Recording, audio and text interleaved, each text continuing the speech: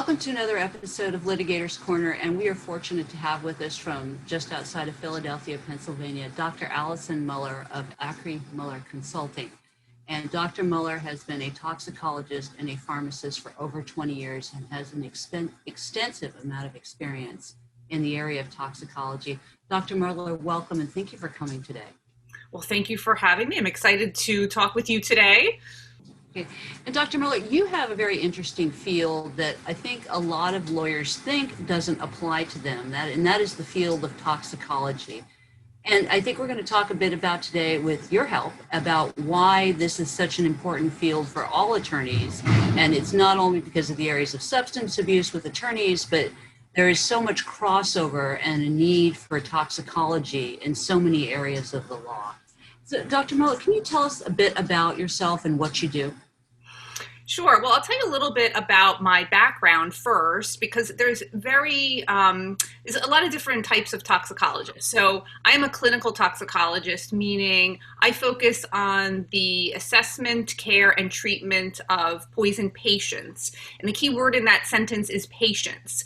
So I do need laboratory data to be able to assess a patient who is potentially poisoned.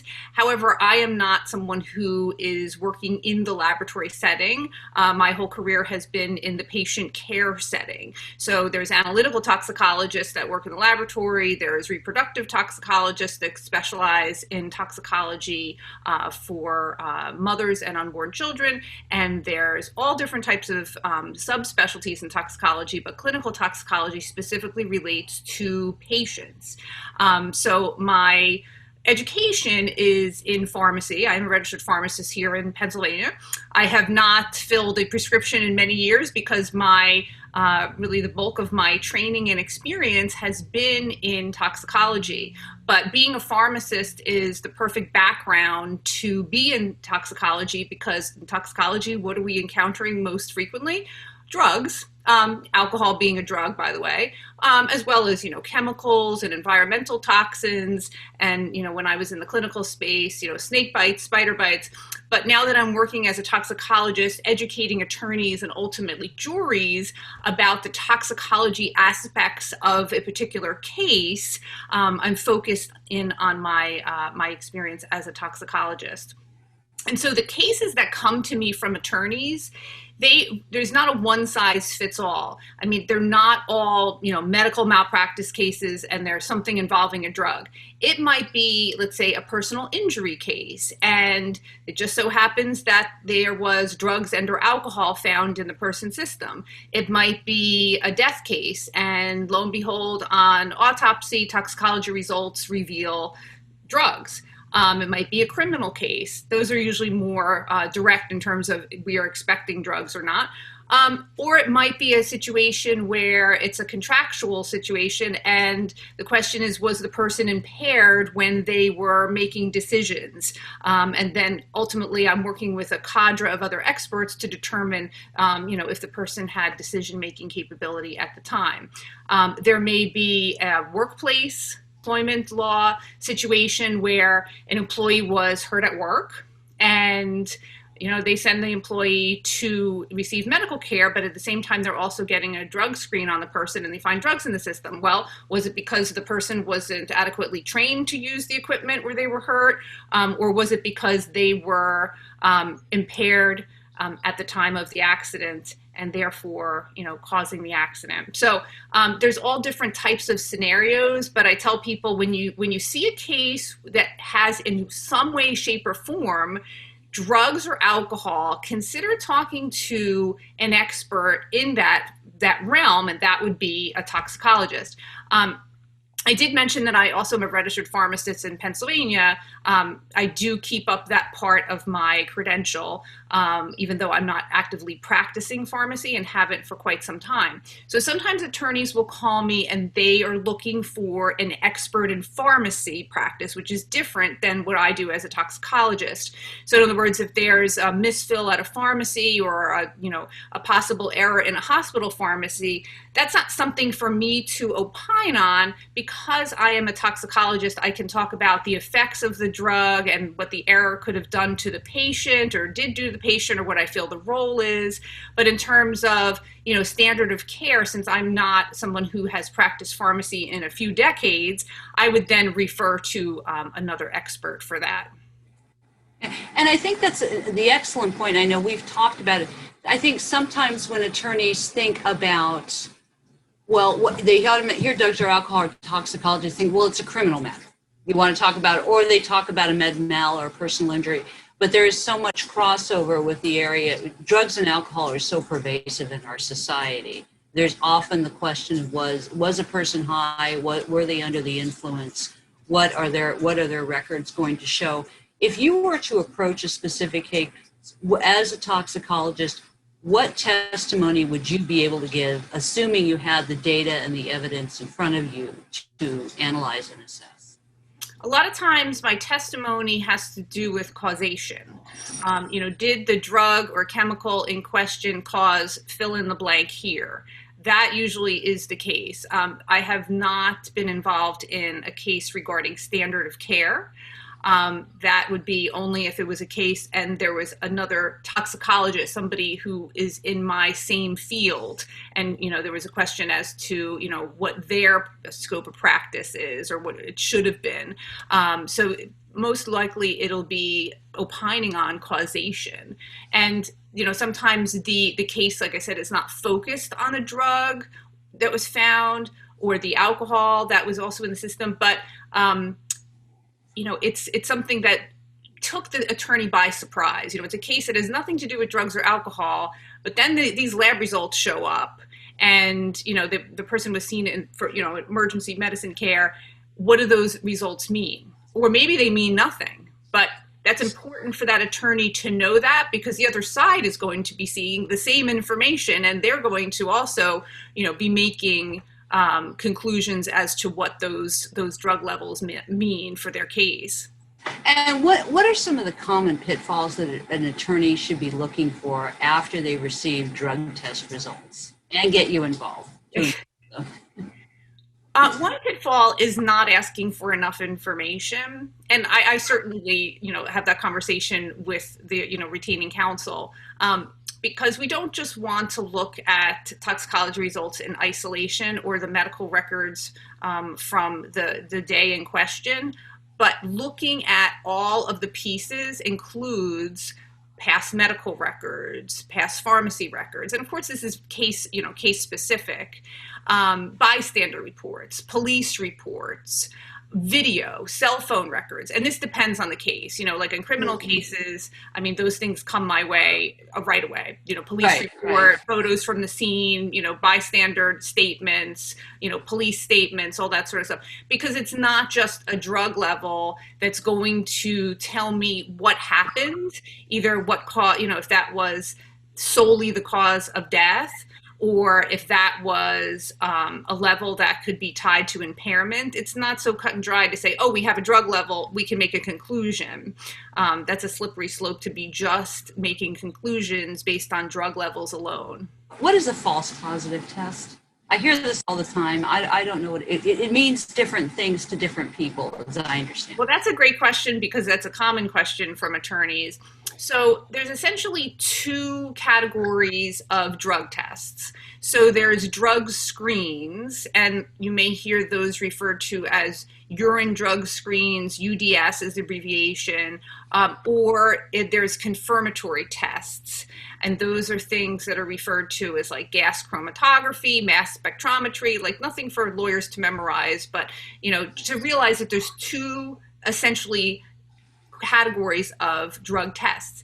Now, drug screens are not looking for specific drugs. They're looking for drugs with similar structures. So there might be drugs that are going to give a positive, let's say, for PCP, which is angel dust, or also known as phencyclidine, that have nothing to do with phencyclidine other than there's something in their drug's chemical structure that trips the screen. I mentioned PCP because that's a common false positive. Amphetamines is another one. So, for example, if I took pseudoephedrine, the original allergy Sudafed formulation, the one you have to sign for now at the pharmacy for my stuffy nose last night, depending on the drug screen. And, these are just like drugs or other products. There's different manufacturers for these tests. So there is some variation in terms of what their limitations are and what their reactivity would be. I might show up positive for an amphetamine. So, is pseudoephedrine an amphetamine? Am I taking amphetamine for my stuffy nose? No, but it has a similar enough structure that on some of those tests, it can give me a false positive. So how do we know if I actually took an amphetamine last night or I took, pseudoephedrine? That's where a confirmatory test comes in. Now, I don't always get what I wish for. I mean, my wish is that I always have confirmatory test results, and I'm sure the attorneys would like that too.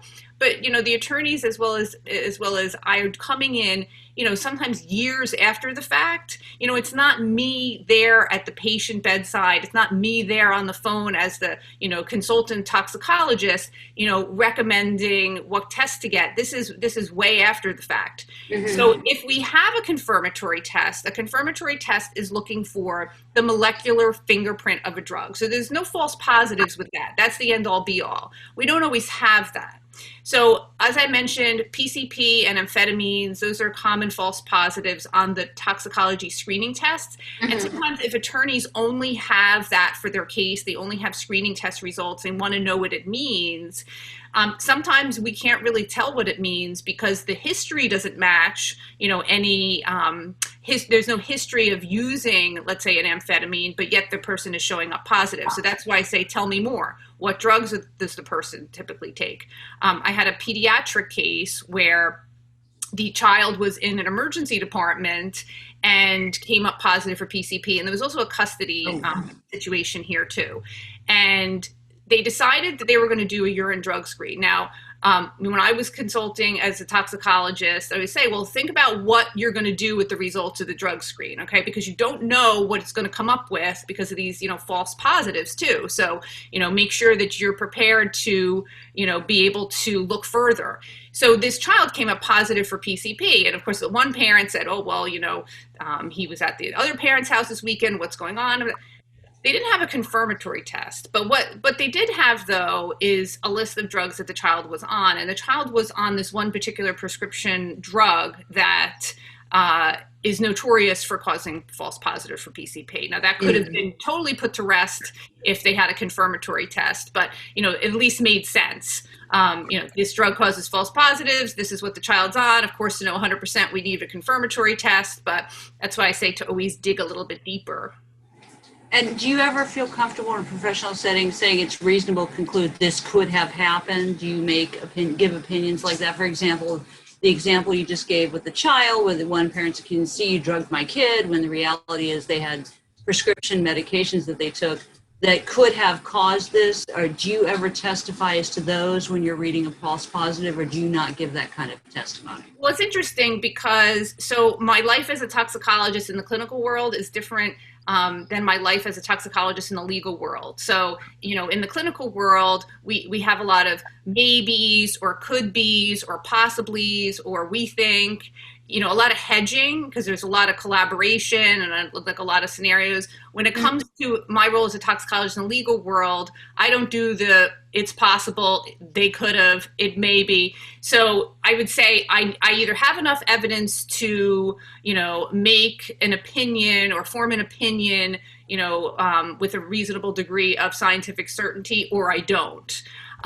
So it's really on a case-by-case basis, am I more, certain than not that this is what the situation is, or sometimes I just don't have enough evidence to be able to make a conclusion. But that could be helpful too, because that tells the retaining counsel, all right, we need to get more information, or there just isn't enough information to have a conclusion as to what it means that this drug is present in the system. But then at the same time, that means the opposing side shouldn't be making any opinions about that either. So, sometimes the answer is we don't have an answer, but that could be equally as helpful at times. Yeah, I would think it would be. How is toxicology testing different when you say, for example, I know the standard ones are, I think, blood, urine, and hair samples. How are they different? I know, and is one better than the other? I mean, I don't know. I mean, there's pluses and minuses to all of them, and I'll start with the blood testing. I mean, the advantage of the blood testing is it's certainly less subject to any what we call adulteration. Like nobody's going to be, you know, adding anything to blood or bringing other people's blood in, or you know, in some way trying to throw the test off. I've heard so many stories with, you know, how people are trying to, you know, dodge a drug screen. You know, they will bring in other people's urine, you know, try to keep it at appropriate temperature, et cetera. Or they'll try and take different supplements, or they'll drink a lot of water, you know, very limited success with that. Or the latest thing is to purchase synthetic urine off of the internet. I mean, it's just, you know, so, you know, those situations can arise with urine samples. The other thing with blood testing, back to blood testing, is that it can reflect the most recent use, because the drug is first going to be in the bloodstream, and then as it's being broken down in the body, it is then eliminated in the urine. So you have a drug in the bloodstream, you can say that's probably a pretty recent exposure. That's not something that was, you know, days and days ago, depending on how long the drug and its breakdown product, its metabolite is going to stick around. The ideal situation is if I have blood testing results and I have urine testing results, and kind of compare the two to give me at least some kind of time frame as to last use. Now, of course, this varies from drug to drug. It can be really tricky with drugs, let's say with marijuana, that can stick around in our fat stores for a long time and like slowly leach out into the blood and into the urine. And then like for hair testing, it's more of a situation to be able to ascertain if somebody is using a drug on a regular basis, on a chronic basis, and it's in the hair follicle and until the hair, you know, completely grows out. I don't do a lot with hair testing in my work, because it's not telling me, you know, oh, is this a level that was, you know, this week, this today, yesterday, that sort of thing. It's more for historical data. Mm-hmm. Same thing with nail testing. There's also nail testing for certain drugs, and for all drugs, regardless of the testing source, whether it be blood or urine or hair or nails. You know, there's not necessarily levels that we can correlate to, you know, toxicity or to impairment. It really varies in terms of what data we have. You know, the drug that comes to mind, we have a lot of data on in terms of blood levels and correlating it to impairment, is alcohol.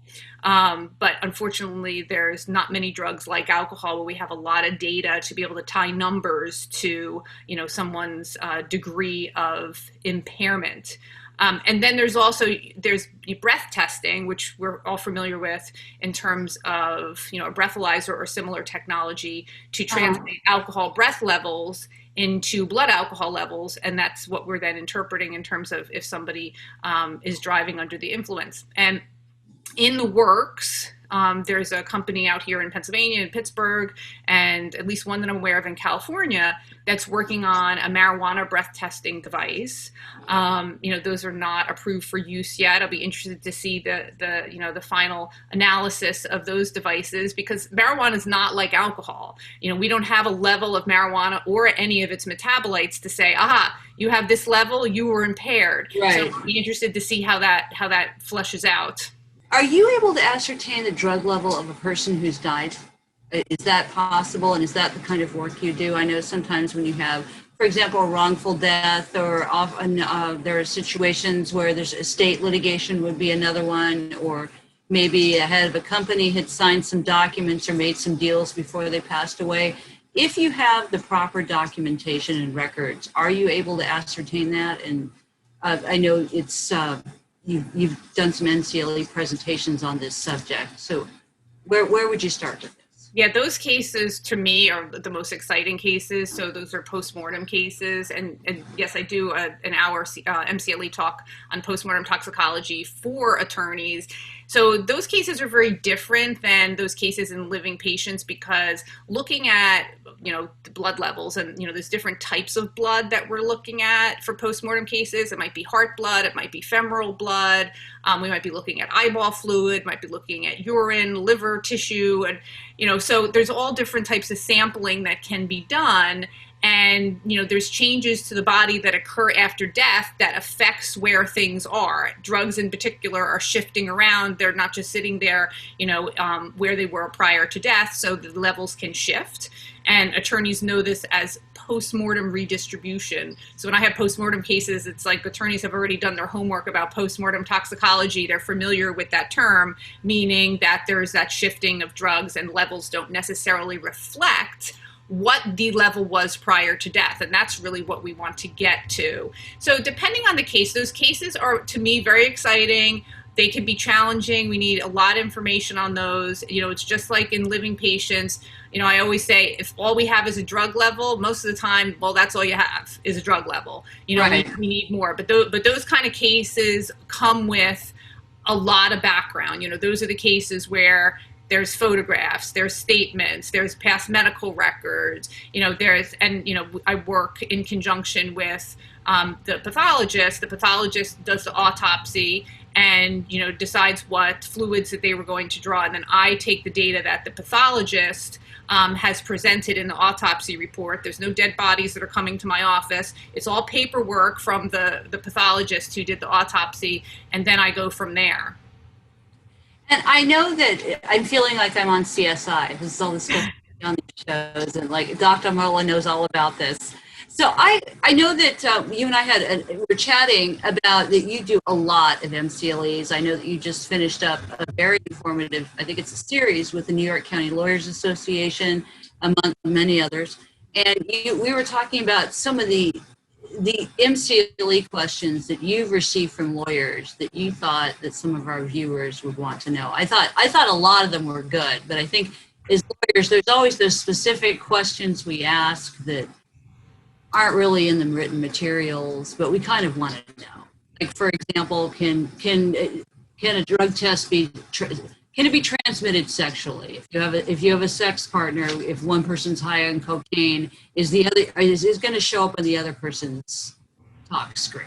Does that mean that they did not use this drug if they test positive for cocaine? Oh yeah, that's why I love teaching attorneys. I mean, I'd love to teach in general. I mean, just ask my kids, like, Mom, always teaching.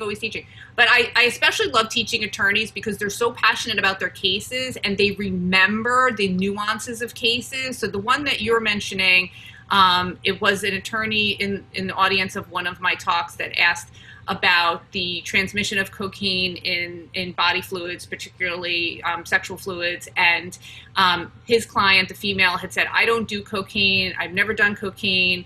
Okay, well then why do you have a positive test result for cocaine? Well, my sexual partner does cocaine. No. I mean, is cocaine in sexual fluid? Yes. Is it passed to the partner? Yes. Is it passed in an amount that is going to be, measurable on a toxicology test? No. And while we're on the topic of cocaine, so when I talk to attorneys about drug testing, and I always highlight drug testing in some way, shape, or form, depending on what my topic is, but I do like a toxicology 101 or toxicology pearls talk that goes into the basics of toxicology testing. And I talk about some of the false positives, like I just did with PCP, and I said, I'm going to give you one pearl about cocaine, that there are no false positives for cocaine. And why is that? Because there's nothing that quite is structurally similar enough to cocaine to trip a screen for a false positive. So if cocaine is there on a drug screen, it's there. Now, where it came from, I don't necessarily know without history. And that leads me to another question that I got from an attorney at one of my talks. And she said, I just want to pull you aside and talk to you a little bit about this case. I wasn't retained for the case. I didn't know what happened with this case, but she was defending a professional in terms of licensure because this professional was drug tested and came up positive for cocaine.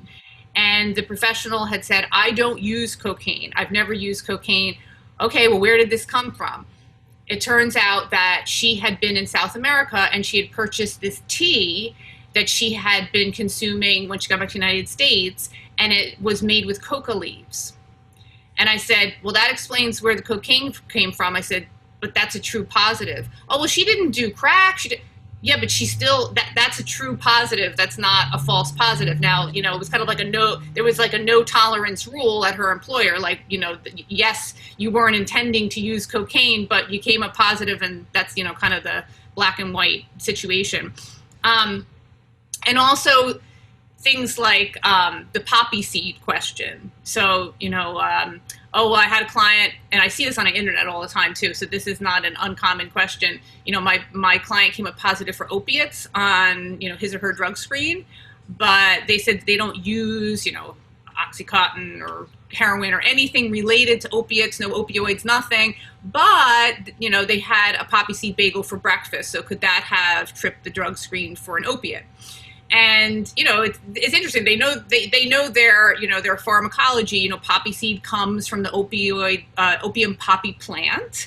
The seed doesn't in itself contain, you know, opium or opiate, but it has that milky sap that's, you know, coating it. And so when you're baking with poppy seeds, now I'm not a baker, but from what I understand, these are, you know, thoroughly rinsed and processed. So, but there could be like trace amounts, but the key is there's trace amounts, if anything, on, you know, a poppy seed that is going to be used to make bagels or, you know, muffins, whatever.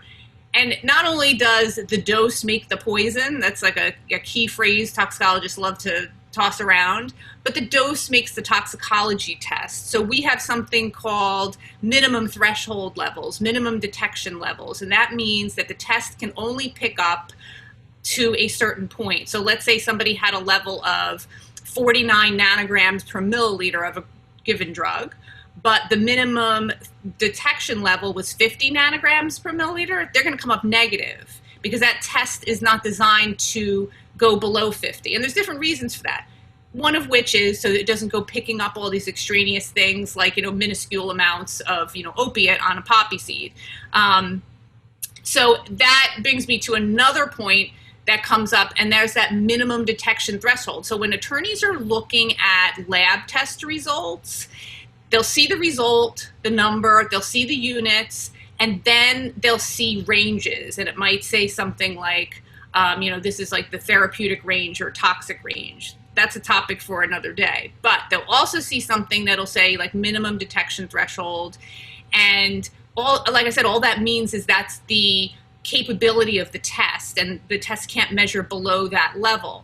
But a lot of times attorneys will, and, you know, innocently because they don't know how to read these tests, I mean, I'm reading these day in and day out, is that they'll think that that has something to do with the level. So I had this one employment case where a person was injured on the job. They did a urine drug screen for marijuana. They did get a level with the urine testing, and then they also did a confirmatory blood test and got a level as well. And both levels were significantly above the minimum detection level. That doesn't mean anything. That just means that it was above the minimum detection level. But the question became, oh, well, they're like 10 times higher than the minimum detection level, so that must have mean that they were high at the time, right? No, that has nothing to do with the effect of the drug. It just has to do with the capability of the test. Those were great examples. I think we can all agree that lawyers hear more than their fair share of excuses and, frankly, wild stories from defendants and plaintiffs. And, you know, they're trying to make this fit the facts. And, you know, the poppy seed sounds somewhat similar to the Twinkie defense, but in another arena. And so we're always getting these creative arguments. As lawyers, what do you think are the basics, if you had to summarize, what we as lawyers should know about toxicology and things to look for? If you had to summarize, and I know that's a big topic. So if there are points that you think all lawyers should know, all lawyers. Well, I'll give three highlights just off the top of my head that if, you know, lawyers were going to learn anything from today in terms of pearls. One, if all you have is a drug level, all you have is a drug level. Don't make sweeping conclusions about a number. Don't apply numbers to individual patients. Now, this, you know, doesn't necessarily mean every drug, like with alcohol, for instance. Yes, you can take a number and apply it to an individual person and say you shouldn't be driving. The second thing is get as much information as possible. I want to be Nancy Drew. Okay, I want you to help me. I want you to get as much information as possible. Sometimes they only want to send the toxicologist things that are medical related. Get everything and send everything to your expert. And then the third thing is to really to ask the right questions at the right time, in terms of, I always breathe a sigh of relief when an attorney is retaining me for a case and they haven't started depositions yet. I say, oh, perfect, because now we can talk about things that I would want to know that you can find out at deposition. But if all the depositions have already been wrapped up and this is the 11th hour and they're bringing me in late, now it's too late. They can't redepose the person and say, well, we have additional questions. So those are the three things. If all you have is a drug level, a lot of times all you have is a drug level, get as much information to your experts as you can, as possible, and also to engage your experts as early as possible in your case. And sometimes it also saves attorneys. I've had attorneys that bring me in super early into a case, and at least where I stand, and after reviewing records, to say, I don't feel that this is a viable case. I don't have the opinion of what you hope I would say. And I'm sometimes I'm not the attorney's favorite person, because I don't tell people what they want to hear. I tell people what the science shows, in my opinion. And sometimes the science shows you don't have the case that you thought you did. So, we part ways. Maybe the attorney, declines further work on the case, or maybe they find an expert who has another opinion. I never know which way it goes. So those are the three pearls. And that's why Dr. Muller is so well established and respected in her field, because she is not just one of these experts that you can hire to say whatever you want.